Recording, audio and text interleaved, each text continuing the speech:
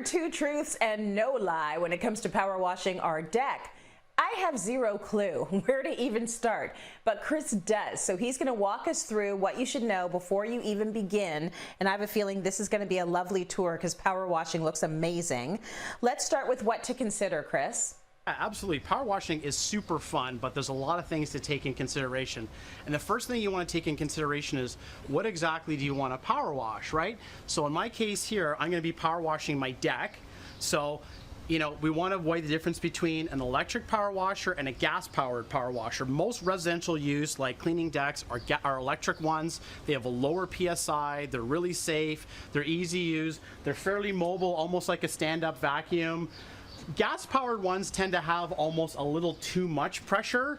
They're designed for more commercial applications if you're stripping paint off of buildings or getting rid of graffiti. I find like 95% of the time, electric ones are more than enough than what most homeowners need to use.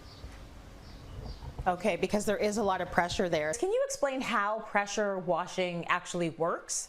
Pressure washing works, it's really simple. You connect your hose to it, your garden hose to it, whether an electric unit or a gas-powered unit, and the water is pressurized. So we want, most residential units are between 700 and 2300 PSI. So the PSI is pounds per square inch. So you imagine a little square inch like that, 700 pounds to 2300 pounds a square inch.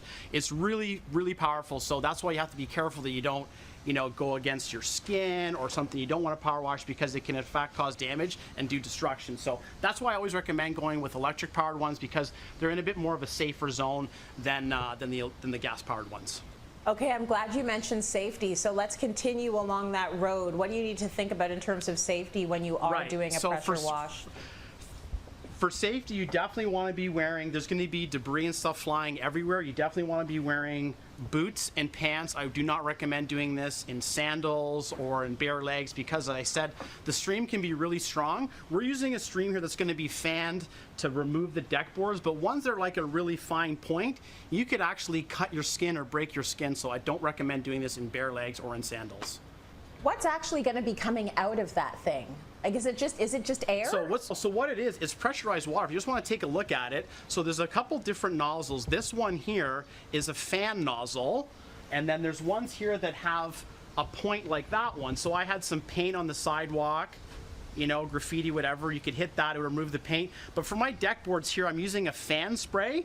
There's no air in it whatsoever. It's exclusively water that comes from the garden hose that's been pressurized in this unit. You plug it in, you pull the trigger. I really like this one because it doesn't make a lot of noise. A lot of pressure washers, gas and electric ones, they tend to prime up all the time, so they're always running. This one only goes when you pull the trigger. Okay, good, and I promise we're going to get to that in a moment, but first I want to know, what are all the things you can actually pressure wash other than wood? What else can you use it for?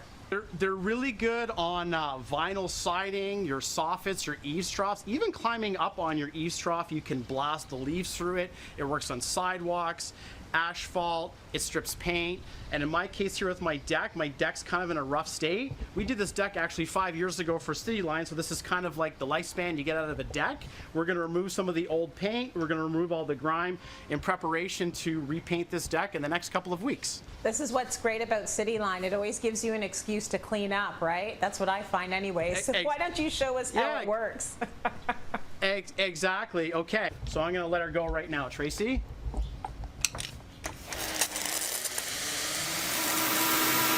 So, like I said, we're using the fan spray, and what I'm going to do is, you never want to go against the grain, because it is water, but it can do a lot of damage. And then when you go back to sand or paint the deck, you don't want to have, you know, all these marks in from the pressure washer.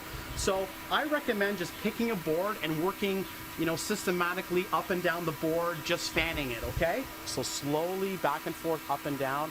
I like to pick one board and work my way down from one end of the deck to the other. Start on one board, work my way all the way down, and then come back and work into the other one. Just follow the grain back and forth. You should have no problems with finishing it later.